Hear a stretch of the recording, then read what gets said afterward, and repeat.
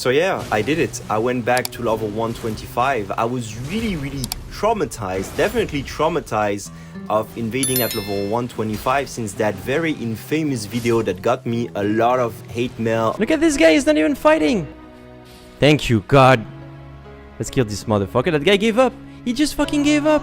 He got disconnected. What is this? A lot of thumbs down. Like I almost got cancelled because of that video, because I was complaining about how hard it was at 125 to invade. Mind you, that video was made a week after release, so I didn't really know how to fight magic, I didn't know how to fight bleed, I didn't know you could have ashes of war that were very strong even without investing into the specific area. You know, for example, you can have Thunderbolt for free, you can have Glintstone Pebble for free, you can also use the Jar Cannon, the Hand Belly stat to do a lot of damage if you're melee build from afar. There's tons of way to deal with mages. You can use Carrion Retaliation, you can use Barrier of Gold, etc, etc. So I did not know all that. So what I did basically is that I played the game and I did a bunch of invaders. So I have different invaders for different level range. I have an invader for level 30, level 50, level 60, level 70, level 80, level 100. And then I was like, okay, 100 is probably not too different from 125. So I went back to 125, and there was also this trauma of, oh, but the people at 125 are very good, so if I invade at level 125, there's no way I'm going to win because those guys are tryhards, they're much better than me, and if I need to face two of them, I'm probably get my shit pushed in, right?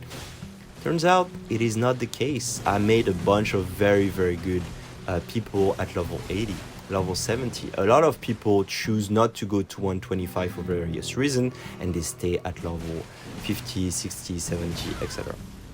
And also, I also realized that I'm not as bad as I thought I was at invading. And the people I met at 125 were just your random casual gankers, like really not that different. And actually at 125, the invasion were almost easier, because when someone has an over level phantom and you are at level 60, you have to fight at the over level phantom that is maybe level 400 or whatever, and he does a lot of damage and he has a lot of health, and you do pitiful damage to him, and it's just a nightmare to fight. Whereas when you're 125, the level of health difference is not the same, so you usually, they also might have less health than you because they're maybe dumb in the way they're speccing their character. And also, the damage you do to them is very high. It's really hard to do more than the damage you're doing at 125. Like your weapon are maxed out, your stat, you almost get the soft cap and the hard cap for damage at, you know, in strength or whatever. Your damage governing stat will almost get maxed out, so you will do the max amount of damage you're able to do. So yeah, it turns out like it was not at all that difficult. Gankers were not that much better. You see the same type of broken shit like River of Blood, Double Nagitana, Bloodham Spammer, Magic, Magic, Terra Magica, plus the Flask, plus all the catalysts to make like almost getting one shot by a spell. And yeah, 125 were not different from anything else. And if anything, they were almost easier at 125, because the problem is that I think it comes down to the 2v2 systems. You know, now in Elden Ring we cannot have more than 4 people at the time, so if gankers want to have any type of fun, like it's not fun to 3v1 someone. I don't know how they can have fun, especially with the way you can spam spell from afar. Like if you're by yourself and you're against 3 people, you're more likely than not going to die. So what I personally usually do, I just leave the game when I see it's a 3v1. But when it's a 2v2, I'm getting into it. And the reason why 2v2, in my opinion, suck balls is that once any of the other team is losing a member, well, you're going to die. Whether you're losing your co-invader or whether they are losing their ganker, their co-gankers, their co-opper, I mean, 1v2 is really hard to manage, and they are just going to die. So that's basically how it works more often than not. But when it was 3v3s, Well, even in a 3v2, it was really manageable to come back from this, but in a 2v1, it's very, very much more difficult. Like the dynamic when you lose your teammate really suck balls. It really seems like it's getting into a downward spiral that has no chance for any of the other party to come back from. It's a general rule, it's not always how it happened.